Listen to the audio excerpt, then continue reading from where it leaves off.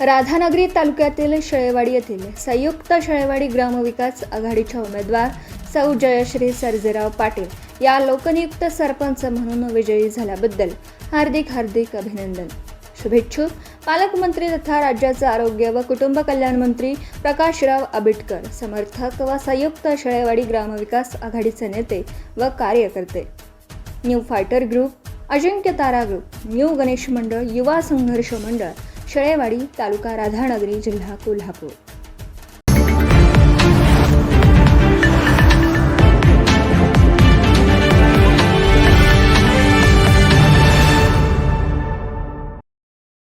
कोल्हापूर जिल्ह्याचे पालकमंत्री प्रकाशराव आबिटकर यांच्या हस्ते आज जिल्हा परिषद आरोग्य विभागाच्या 5 नवीन रुग्णवाहिकांचे लोकार्पण करण्यात आले.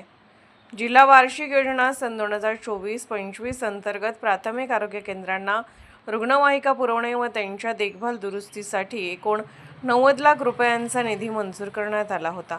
या योजनेअंतर्गत जिल्ह्यातील दुर्गम आणि ग्रामीण भागातील आरोग्य सेवा अधिक सक्षम करण्यासाठी 5 प्राथमिक आरोग्य केंद्रांना नवीन रुग्णवाहिका उपलब्ध करून देण्यात आल्या आहेत. यात प्राथमिक आरोग्य केंद्र सिद्धनेरली, तालुका कागल, प्राथमिक आरोग्य केंद्र मांजरे, तालुका शेववडी, प्राथमिक आरोग्य केंद्र भादवण, तालुका आजरा, प्राथमिक आरोग्य केंद्र दानोळी, तालुका शिरोळ, प्राथमिक आरोग्य केंद्र टिपकुर्ली, तालुका राधानगरी यांचा समावेश आहे.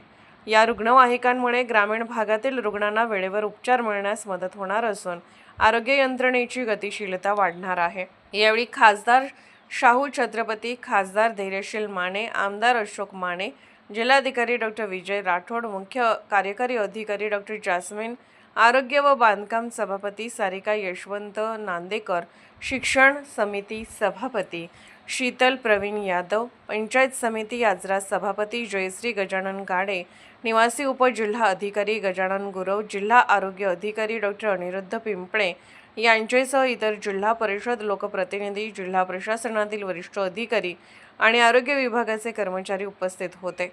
कोल्हापूरहून दर्पण न्यूजसाठी अनिल पाटील. निर्भीड बेधडक बातमीसाठी दर्पण न्यूज चॅनलला लाईक करा, शेअर करा, सबस्क्राईब करा. मुख्य संपादक अभिजित रांजणे, दर्पण न्यूज.